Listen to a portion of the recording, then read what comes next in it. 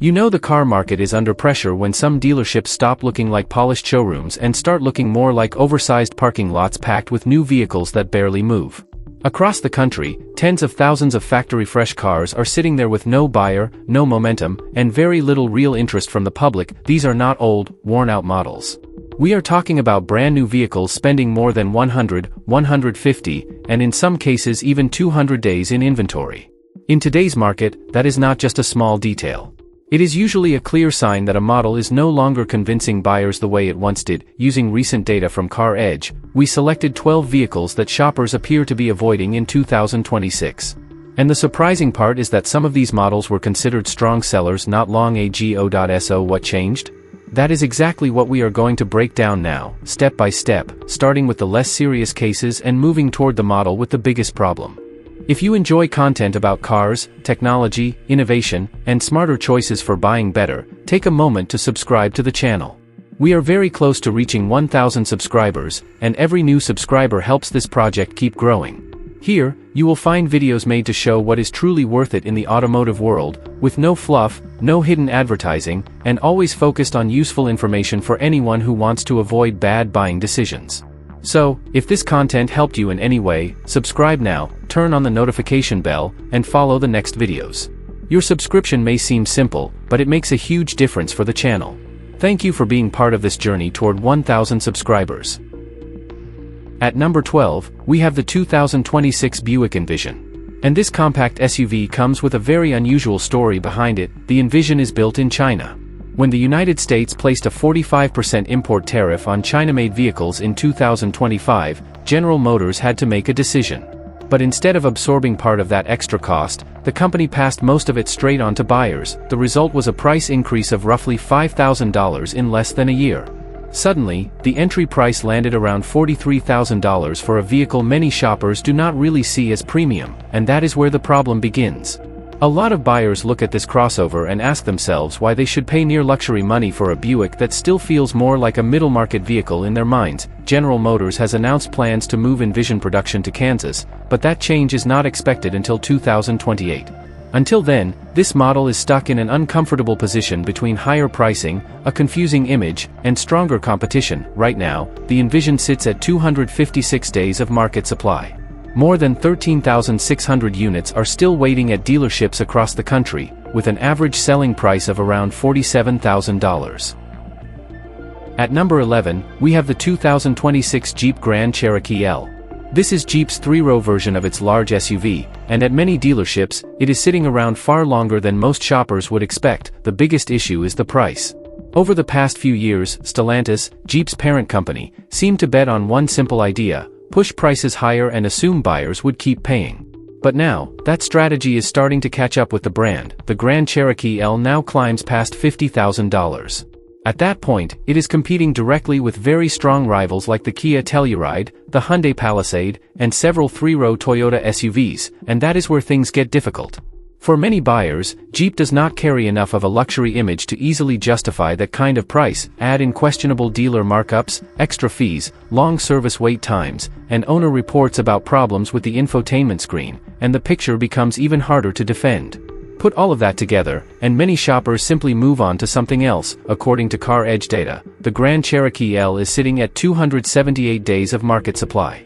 More than 7,300 units are still waiting at dealerships, with an average transaction price of around $51,000. At number 10, we have the 2026 Ford Bronco. And seeing it on this list may catch a lot of people off guard. Not long ago, this SUV had waiting lists, dealer markups, and buyers competing just to get one. But now, most of that excitement has cooled off. Its off-road ability is still strong. That part is not really in question. The problem shows up when the Bronco is used as a daily vehicle. Many owners complain about loud wind noise coming from the removable roof panels. Then you add reports of water leaks, a firm suspension, high fuel consumption, and a driving experience that can feel tiring in everyday use. But the more serious concern right now is a recall involving the APIM module, the Accessory Protocol Interface module. This component can overheat and cause the central screen to shut off while driving, sometimes for nearly 5 minutes. That means no navigation, no rear-view camera, and no radio. And when the vehicle costs close to $48,000, many shoppers feel the overall package is simply not convincing enough. The Bronco currently sits at 280 days of market supply. And the volume is even more revealing, more than 34,000 units are waiting at dealerships. Its average selling price is around $48,000. At number 9, we have the 2026 Dodge Charger. This launch is probably one of the most debated comebacks in recent automotive history, and the sales numbers make it clear that many buyers are still not sold on it. Dodge tried to combine the old Charger and the old Challenger into one single model, offered with both gasoline and electric powertrains. On paper, that sounds bold. In the real world, it seems to have trouble fully winning over either side. On the gas-powered versions, the Hemi V8 is gone. In its place is a 3-liter twin-turbo inline-six called Hurricane. The numbers are strong, with 550 horsepower in the Scat Pack version. But among longtime Dodge fans, the reaction has been pretty cautious. For many buyers, that raw V8 character was the entire reason these cars mattered in the first place.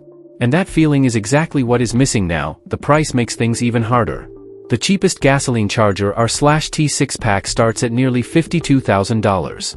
Compared with the old generation's entry price, that is an increase of about $15,000. In other words, the era of the fairly affordable Dodge muscle car seems to be behind us. Right now, the Charger sits at 309 days of market supply. More than 7,700 units are still waiting at dealerships, with an average selling price of around $60,000.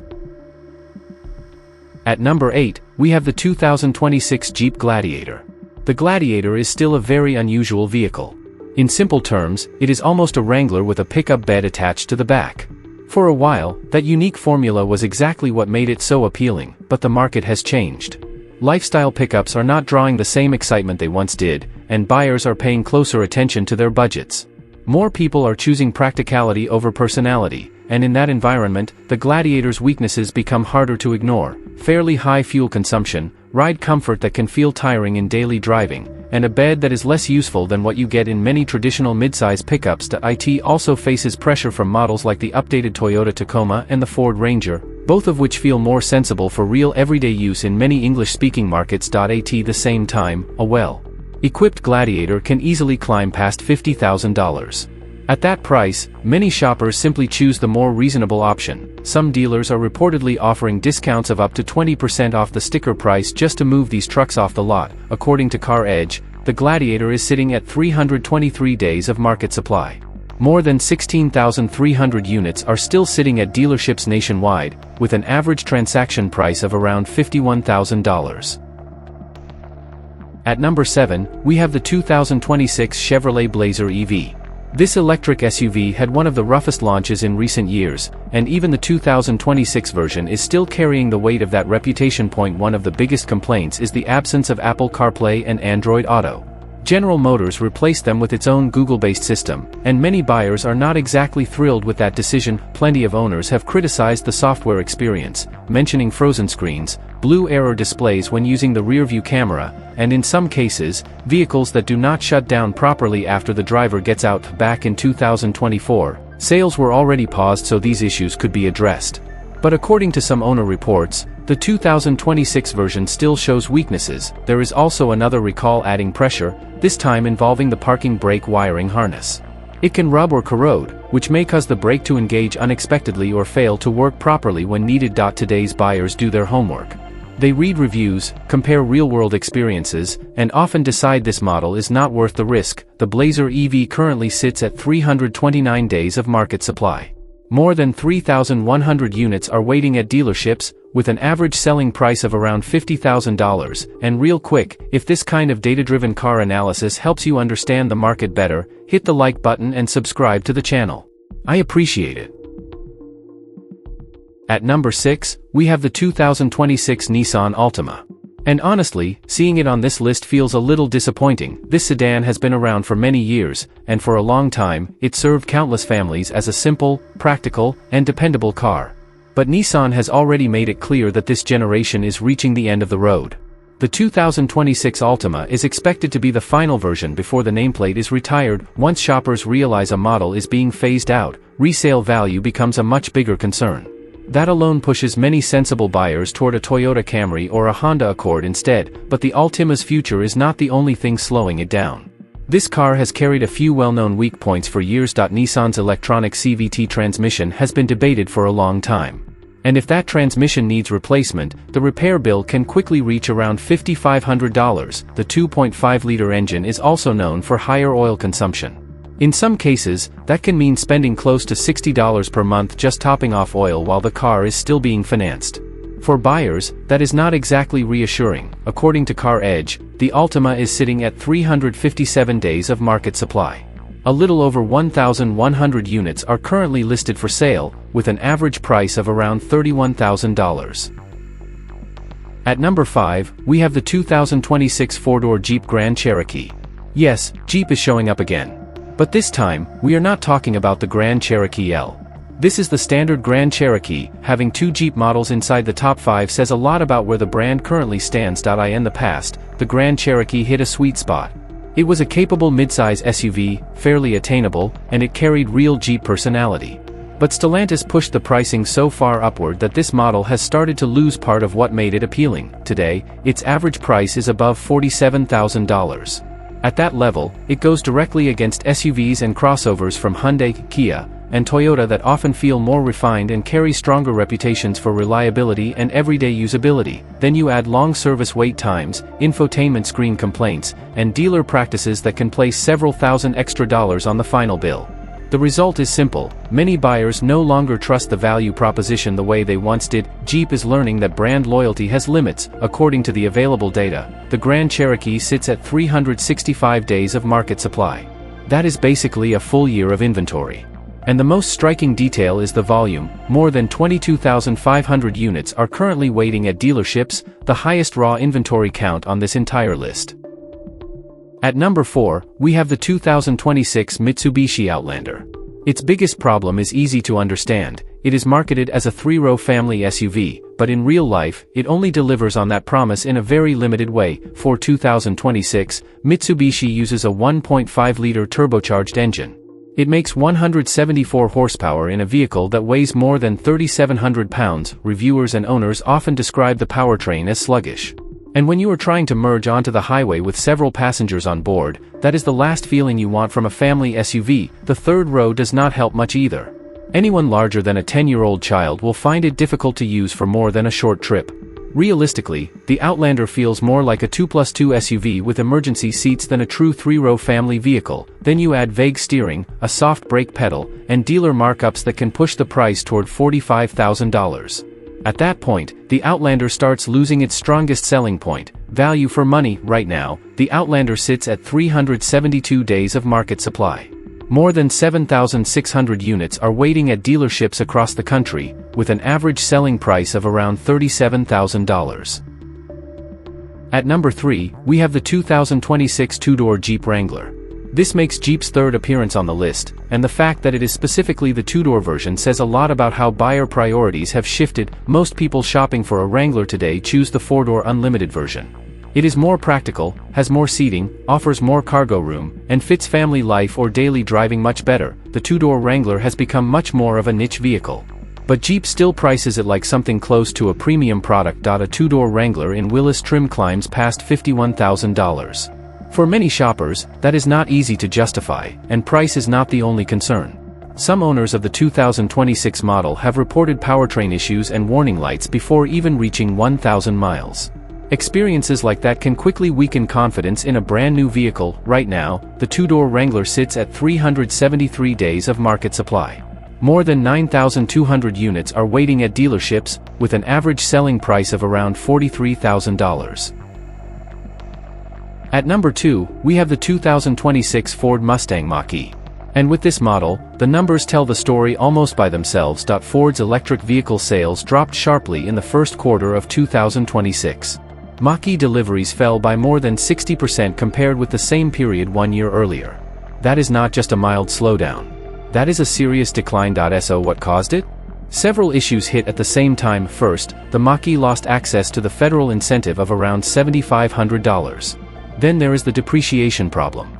After 5 years, this model can lose close to 60% of its original value, making it one of the weaker performers in the EV segment. Buyers are aware of that now. They can find a used Mach-E with only a few thousand miles for a little over $20,000. So why buy new when the price is above $40,000? There are also ongoing recalls related to possible headlight issues, concerns around the BlueCruise software, and a defect that may prevent the vehicle from being properly secured. Today, the Mach-E is sitting at 548 days of market supply. That is nearly a year and a half of inventory. More than 4,100 units are still waiting for buyers, with an average selling price of around $50,000. At number 1, we have the 2026 Audi SQ5. This is the model at the very top of the ranking. Right now, no other new vehicle in the United States is taking longer to sell, and that is surprising, because this is a fully redesigned generation. But that redesign is exactly where many owners and automotive experts are finding problems. The engine is not really the issue. The turbocharged V6 still delivers strong performance and a refined driving experience. Most of the criticism is aimed at the interior. Many drivers who liked the previous generation feel this new version has taken a step backward in perceived quality.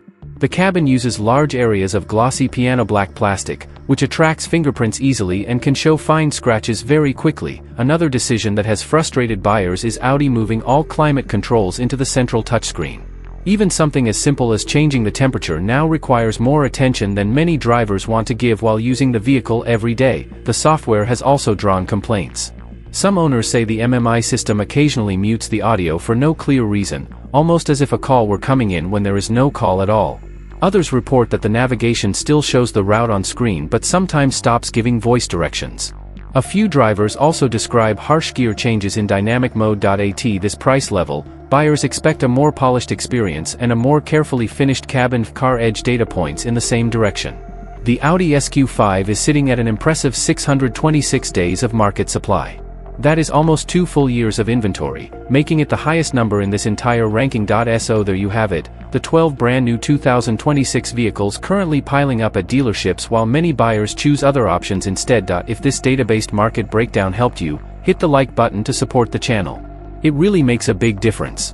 And if you want more updated rankings, current market data, and interesting vehicle analysis, subscribe now. The next breakdown is coming very soon.